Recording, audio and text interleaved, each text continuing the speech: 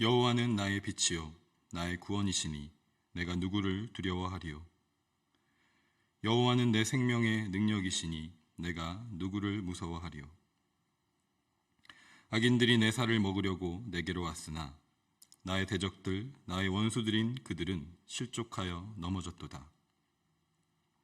군대가 나를 대적하여 진칠지라도 내 마음이 두렵지 아니하며 전쟁이 일어나 나를 치려 할지라도 나는 여전히 태연하리로다.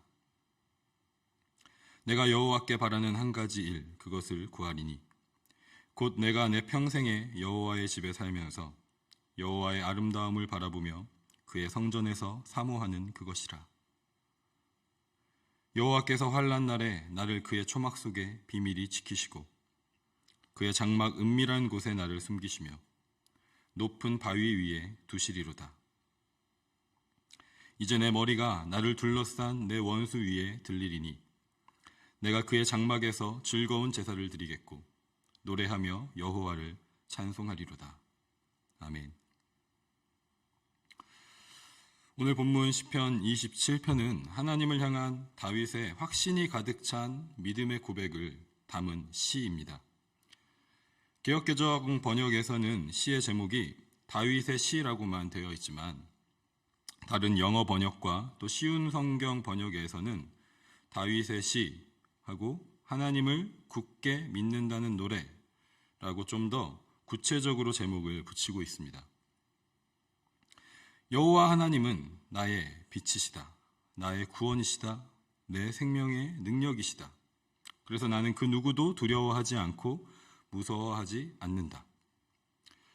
1절에서의 선포와 고백은 말 그대로 다윗이 얼마나 하나님을 굳게 믿고 신뢰하고 있는지를 느끼게 합니다. 다윗은 1절의 고백이 그 누구의 말이 아니라 자기 자신의 고백이라는 것을 나라는 1인칭 표현을 5번 반복함으로 강조하고 있습니다. 여호와께서 빛이시고 구원이시고 생명의 능력이시라는 것은 진리입니다. 하나님께서 창조하신 만물과 또 우리에게 계시해 주신 말씀을 통해서 알려주신 진리라는 것입니다. 그런데 그 진리의 말씀이 있어도 그것이 나에게 깨달아지지 않고 믿어지지 않는다면 그저 의미 없는 말에 지나지 않을 것입니다. 그러나 그 진리가 나의 인생에 영향을 주게 되고 또 다윗에게 그 진리가 자신의 고백이 되게 된 것입니다. 그래서 다윗의 인생과 가치관과 삶의 태도가 변화된 것이죠. 여호와께서 다윗의 빛이시고 구원이시고 생명의 능력이시기 때문에 다윗은 그 누구도 두려워하거나 무서워하지 않는 인생이 된 것입니다. 이 고백이 다윗의 고백이 되게 된 동기는 무엇일까요? 이어지는 2절과 3절을 통해서 우리는 그 답을 찾을 수 있습니다. 2절에서 다윗은 악인들, 다윗의 대적들과 원수들이 다윗을 해하려고 다윗에게 왔지만 오히려 그들이 실족해서 넘어졌다고 말합니다. 이것은 다윗이 과거에 경험했던 사실을 근거로 한 고백입니다. 적들이 다윗을 잡아먹을 것처럼 달려들었지만 하나님의 개입하심과 또 도우심으로 오히려 다윗이 적들을 물리치고 승리한 경험인 것이죠. 이 경험을 통해서 다윗은 하나님을 나의 빛, 나의 구원, 내 생명의 능력이라고 고백할 수 있게 된 것입니다.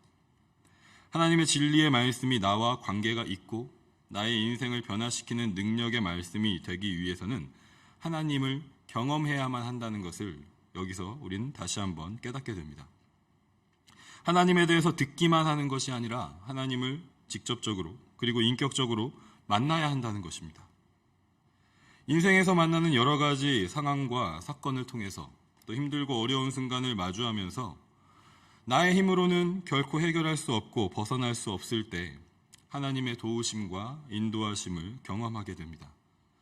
그러한 상황 속에서 때로는 있는 힘을 다해서 부르짖는 기도에 응답해 주시고 때로는 힘없이 드린 신음 같은 기도에도 응답해 주시는 하나님을 경험하게 됩니다. 이러한 하나님을 만나고 느낀 경험들은 우리 각자의 간증이 됩니다. 하나님과 나 사이에서만 가장 충만하게 누리고 공유할 수 있는 하나님과 나의 스토리가 되는 것입니다. 이 경험과 간증과 스토리가 쌓여가면서 우리도 다윗처럼 여호와는 나의 빛, 나의 구원, 내 생명의 능력이시라고 고백하게 되고 하나님 외에 다른 그 누구도 두려워하지 않고 무서워하지 않는 인생으로 변화가 됩니다. 그리고 이 과거의 경험을 통해서 고백하고 신뢰하게 된 하나님께서 바로 지금 현재에도 그리고 미래에도 동일하게 나의 빛과 구원과 생명의 능력이 되실 것임을 선포하고 찬양하게 됩니다.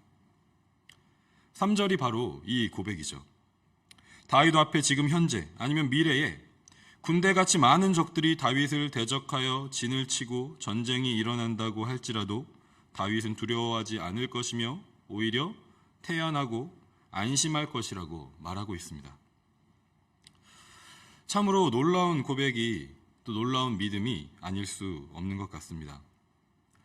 저의 지나온 신앙의 여정을 돌이켜볼 때 저에게도 하나님을 경험한 많은 경험들이, 일들이, 사건들이 있었던 것 같습니다.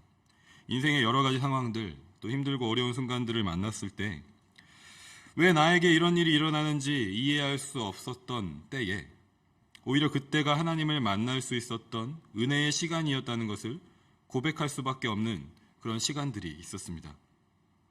문제를 만났을 때 간절히 기도함으로 하나님의 응답을 구하고 그때 선하게 응답해 주신 하나님을 경험하면서 역시 하나님은 살아계셔. 역시 하나님은 나와 함께하고 계셔. 다시 한번 확신하고 또 찬양하고 고백했던 시간들이 분명히 있었습니다.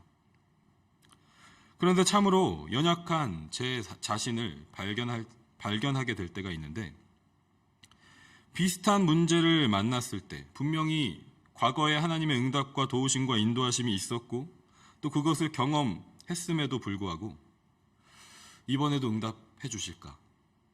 이번에도 도와주실까? 하는 의심을 하는 그런 모습들을 제 안에서 참으로 많이 발견하게 됩니다.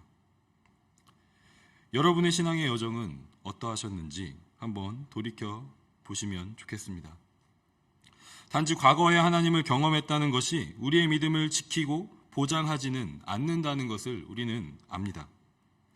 하나님을 처음 뜨겁게 만났던 수련회나 집회가 우리의 믿음을 계속 뜨겁게 유지시켜주지 못하고 방언하고 예언하고 하는 영적인 은사 체험이 우리의 믿음을 지켜주지 못합니다. 심지어 아픈 몸이 치유를 받고 가지고 있던 문제가 기적적으로 해결되는 경험을 했더라도 그것이 우리의 믿음을 지켜주지 않는다는 것을 우리는 잘 알고 있습니다. 이처럼 우리 신앙의 현실을 마주해 볼 때 다윗의 믿음은 참으로 귀하고 놀라운 고백이 아닐 수 없는 것 같습니다. 그렇다면 다윗의 이 확신에 찬 고백을 가능하게 한 것은 무엇일까? 다윗의 믿음이 단지 과거의 경험에만 근거하는 것이 아님을 우리는 4절부터 시작되는 다윗의 기도를 통해서 깨닫게 되는 것 같습니다. 다윗이 하나님께 바라고 구한 한 가지 일이 있다고 합니다. 그것은 바로 평생의 여호와의 집에 살면서 여호와의 아름다움을 바라보며 그의 전에서 사모하는 것입니다.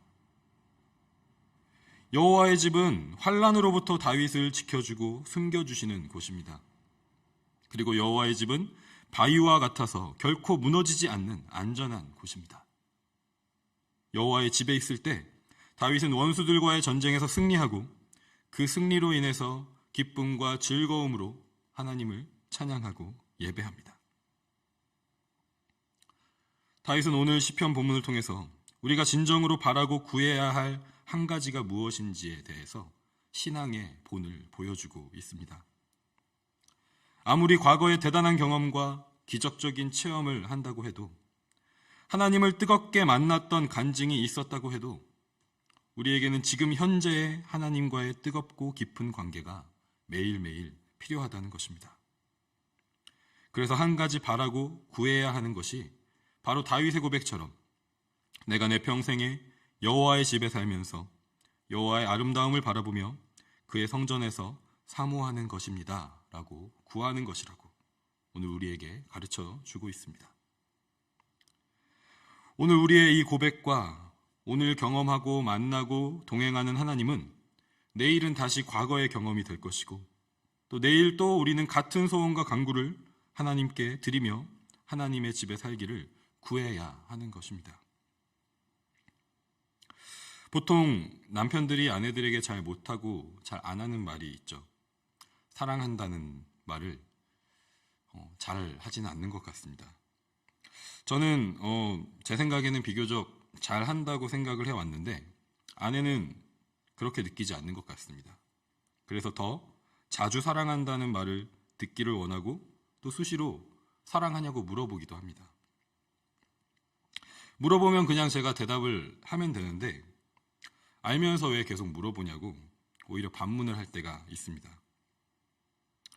그런데 돌아서 보면 그렇게 물어봐줘서 저에게 말할 수 있게 해주는 아내에게 고맙다는 생각을 또 하게 됩니다.